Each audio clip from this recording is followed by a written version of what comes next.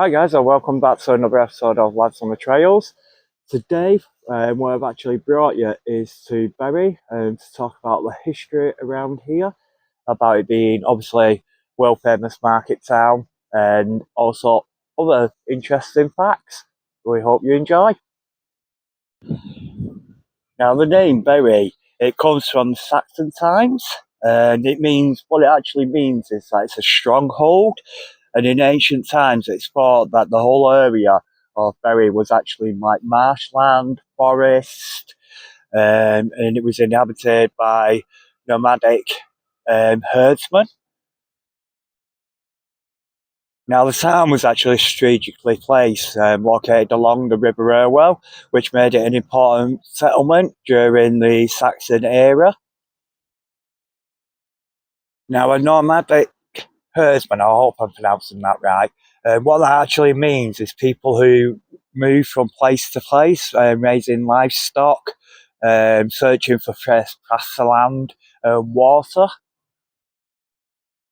Now, the Saxon area, that obviously spanned roughly from the 5th century, following the end of the Roman rule in Britain until the Norman conquest in 1066, led by William the Conqueror, which brought a new ruling class to England. Now, archaeological evidence suggests that the area was inhabited as early as the Bronze Age, and it was during the medieval part that Bury began to re-establish itself as a significant market town. And I believe this is where the market would have been, as this is known as Marketplace, although I haven't managed to confirm that. So if anyone does know, let me know in the comments, please.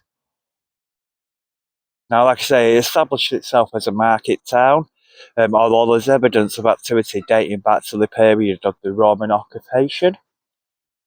Now, there's further evidence at Bury Museum as a Roman urn which contains a number of small bronze coins dating from AD 253 to AD 282. Also, there's still a Roman road which still exists today, partly which ran from the fort in Manchester. Now, if you remember right, we did that video recently, and obviously it's the Roman fort in Manchester Castlefield, and the road used to run from there to a place in Bury called Watling Street, and it serves the Seddon Farm Estate, and it follows the approximate line of the Roman road. Like I say, the market, I think, was in the other area where the Sir Robert Peel statue were.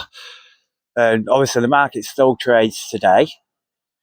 And the original, well, obviously it was 1400s up there, which I believe was where the market were. Like I say, I ain't managed to confirm that. But the market actually then became in this area here, where the bus interchange is.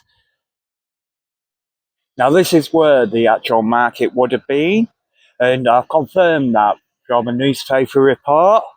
And in November 1968, a fire demolition basically destroyed the actual market here to the ground.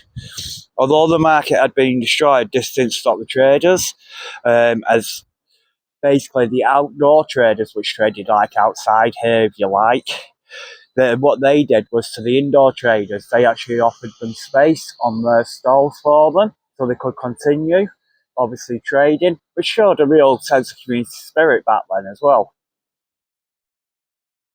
Now, I do believe that new market was temporarily built, a market hall, and that cost like £30,000 back in the day, and it opened in March 1969.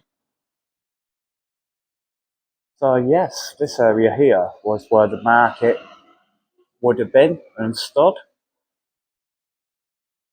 And then just over there you've got K Gardens. As we can see here is the new market, which were built. So basically after the fire over there, what they did was build a brand new one after the temporary one, and removed it from where obviously the bus station is now. And this is what we see now. So this was built on the 6th of, well, it opened on the 6th of October 1971, and the estimated cost was around £900,000. And the market obviously still continues today. Sadly, the market hall is actually shut. They found some rack, is it called? I think it's called rack. So in the roofing, obviously when it were built and that. So yeah, they've had to shut that. So the traders have actually moved out of there at the moment. I'm hoping that the council do restore it. So yeah, this is the outdoor market. Obviously they're doing work, so that's what that noise is at the moment. They're going to be recovering it all in, I believe. And I was actually born and raised in Bury, so I have a lot of memories of this. Like, it never used to be covered in like this. But a lot of the stalls, like the electrical stall just here, and then the watch place here, that was when I was a child. And same with the subway here. And I always remember, I don't know if any other people remember, but back in the day, like I'm talking the 80s here, which I remember, and this was actually the flea market. And there used to be a fishing stall at the end here, and there used to be a model railway one next to it here, and then just around here was where all the other traders were, and they actually used to have stalls in front here as well. Oh yeah, so like I said, that's shut at the moment, which is a shame. Like I say, they found no rat in the building, so they've had to shut it for safety purposes.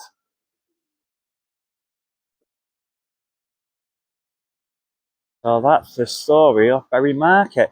But I haven't just brought you here just to talk about Bury Market. I'm going to take you to another area in Bury, and it's all to do with a medieval manor house.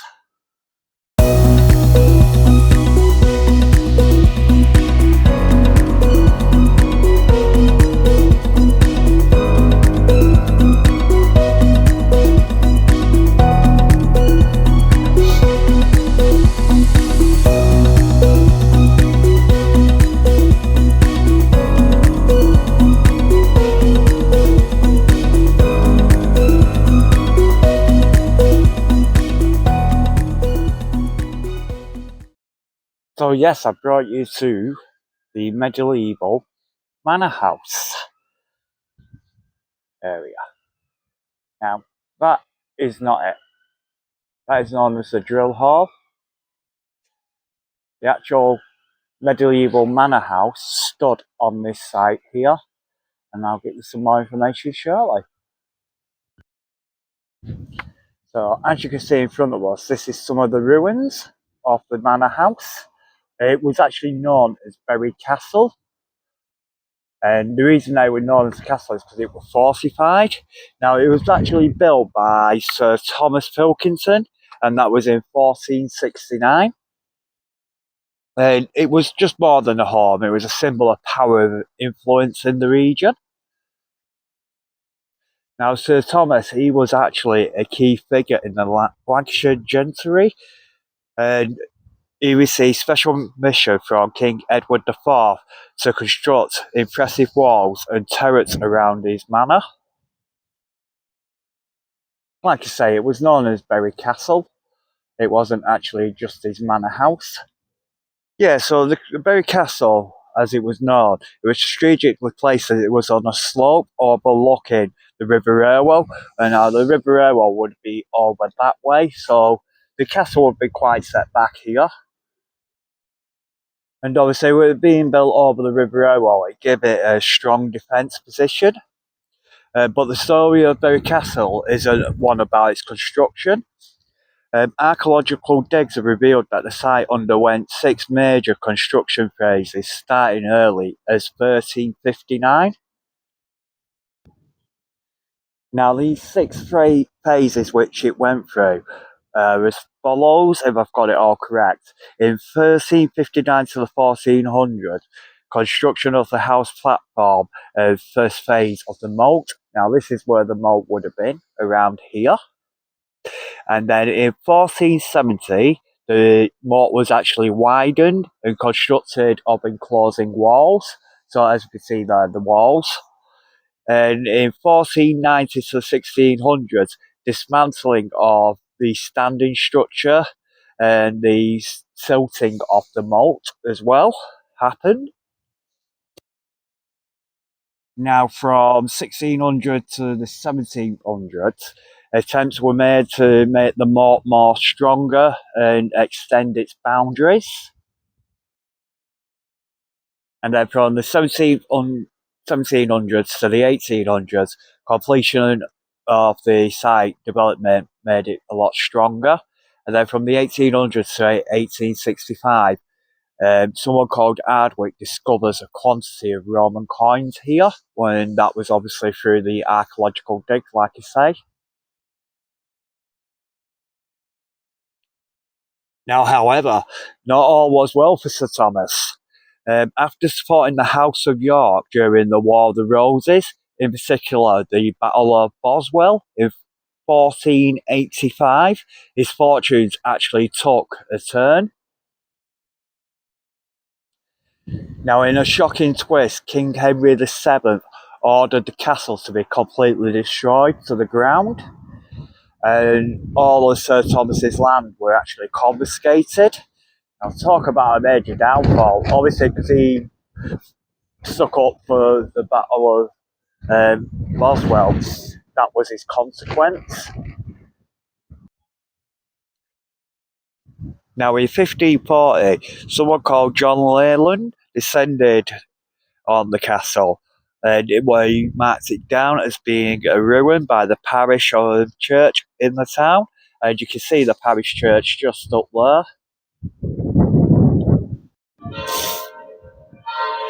Now, we fast forward to 1753. Thomas Pervel, I think it's pronounced, took a closer look, and he drew plans of the visible foundations, revealing a massive structure. Now, the actual structure measured 600 feet by 270 feet, so that was pretty huge. So you can imagine the size of the castle and, the moat around it and things like that. Like I say, this isn't just the area here. You can see the drill hall there. Basically, the drill hall was built over the castle. Like I say, the castle, the drill hall here, and that basically was built over the remaining castle. And I'll explain what these bits are here in a minute as well, as that's still part of the ruins of the castle. So you can see how big, you would have had the moat here. Sadly, the castle wasn't treated with the respect it actually deserved. Sorry about the noise, I can't do anything about that. That's the church bells. The joys are coming out on a Sunday. The ruins were looted for building materials, and the castle slowly disappeared from the landscape. Now, in 1865, more discoveries were actually made. Now, if we fast forward again to 1973, amateur archaeologists stumbled upon stonework hidden beneath what was a car park here. So what we're looking at now, there was actually a car park here. And when they came along, these amateur archaeologists to have a look at the area, because obviously they were looked at maps and things and realised that there used to be a castle here, they unearthed all this. Now today, the castle is actually owned by the council and has undergone restoration work since 2000. It's been open to the public, obviously, to see, so everyone can see what they've actually discovered and to explore the rich history. Also, if you remember, we did a video at the beginning of the year in Ratcliffe Tower. Now, Ratcliffe Tower is actually only 3.3 kilometres south from here.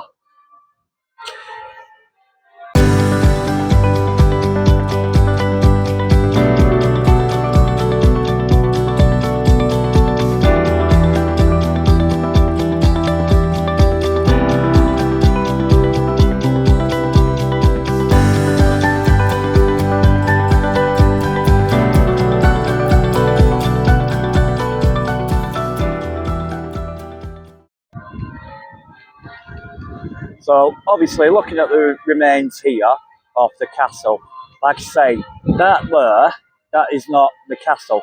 What that is called the drill hall, or as we know it in Bury, the drill hall. And it was built on the remains of Bury Castle, and that was actually completed in 1868. Now this, it isn't just a building, it was a symbol of the local pride and military history. And in 1907, an extension was added, showcasing stunning architectural features opened by the Duke of Connaught. I think that's the correct name, Connaught. I'll try and put these in underneath anyway. I do try and pronounce everything the best I can. Like I say, it was all about the proud history, if you like, of the military here. And what was actually based there was the 8th Lancashire Rifle Volunteer Corps. And they evolved over the years, becoming the 1st Battalion in 1908. And they played a crucial role during World War One, mobilising from the armies in September 1914. So through them doors there, they would have been immobilised. And they were serving in key areas like in the Sedan Canal and on the Western Front. Now, after the war, the armories continued to be the home of the 5th Battalion of Lancashire Fusiliers throughout the interwar years. Like I say, it's home to the Lancashire Fusiliers, but not all was good here. In January 1943, tragedy actually struck here when the major fire broke out, causing significant damage, claiming the life of a brave fireman, and his name was Walter Sunland, aged just 39. And what had happened is an explosion had occurred, which rocked the building and threw the fireman and his colleagues through the windows. Like I say, I showed you the parish church just there. Even that was damaged, and local shops around the area, I believe it was like £1,000 worth of damage. Shot on the rock, windows were actually blown out in them. Now, by summer 1952, the armouries was restored and ready to serve again. Obviously, it took nearly a decade for them to restore this. Now, the 5th Battalion continued to use the building until it was disbanded in 1967. After that, it became home to the company of the Royal Regiment of Fusiliers, which eventually transformed into the Lancashire and Cumbrian Volunteers, and late the Duke of Lancaster. Well, they then became later the Duke of Lancaster Regiment. Now, we fast forward to June 2022. The armouries closed its doors, and that was due to a safety concern by the Trust. It's estimated that £2 million is required to carry out the works of urgent repairs and to modernise the building inside, which is a shame, really. Hopefully it'll come back. It's obviously stood here for years. Before this, there was a castle here, so it'd be nice for it to come back and back to the Lancashire Fusiliers,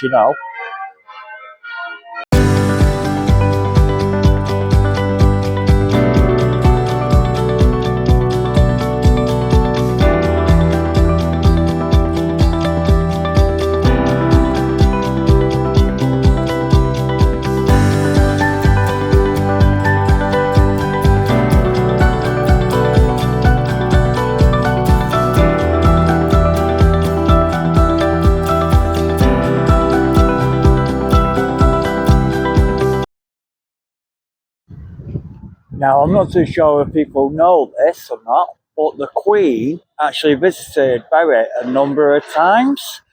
She visited in 1992 when she opened up the Metrolink, and she travelled from Manchester to Bury. Obviously, this wasn't her first time here in Bury, and she had been with King George VI, her dad, in 1938. Now, at the time, Queen Elizabeth would have only been young, and what that was part of, it was part of the Royal Tour of Industrial Lancashire, which lasted 4 days.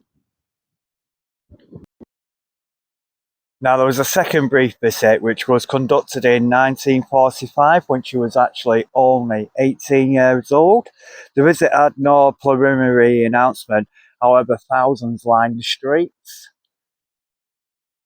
Like I say, people lined the streets as they travelled from Bolton to Bury, and then on up to Haywood. Now, the royal visit, it actually included a chat with with ex-servicemen and voluntary workers. And then 1 year after Queen's coronation in 1954, Queen Elizabeth and the Duke of Edinburgh visited Lancashire on her first tour as Queen. Now, this took place on October the 22nd and included the grand opening of the town hall here in Bury. And the streets have been decorated to the fullest, so like all the streets around here have bunting and flags. And it was basically described as gay with flags and bunting. Now, I don't know whether they could get away with that these days. People might be a bit woke about it. I certainly won't be. But yeah, it was described as gay with flags and bunting. It sounds like a good pride event. Now, during this visit, the Queen is actually described as chatting to Alderman T. Toon, who was the mayor when her late father, King George VI, and her mother visited. So she had spoken to the mayor, who was mayor when her dad and her mum had visited. Quite good that, really, isn't it? Now, the Queen, she did another visit on another occasion in 1968, where she came to Bradley Fold in Ratcliffe, which is over that way.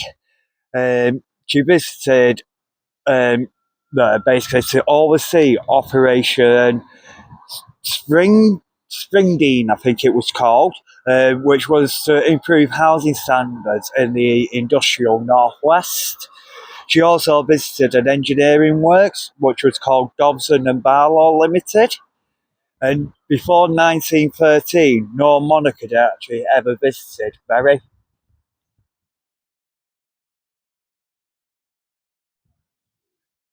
So guys, I'm bringing you to our last part now. And what this is Kay's monument.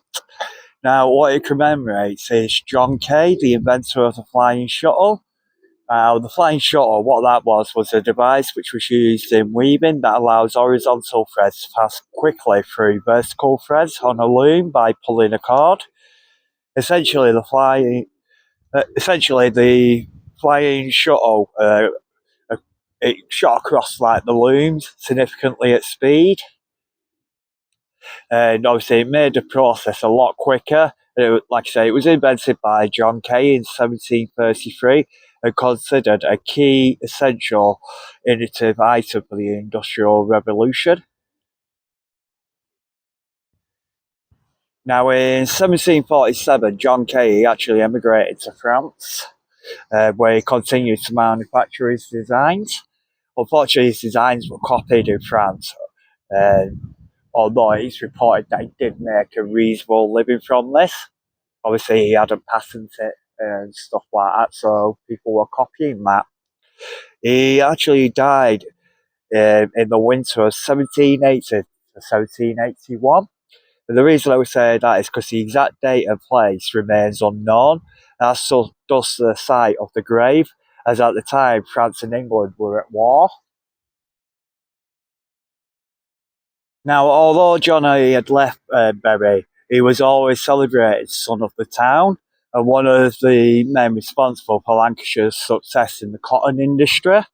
Although he left before the development of the cotton industry and the power looms, legends have developed a story around him, including the idea he was driven out of Bury by hostile weavers. Whether that's true or not, I don't know.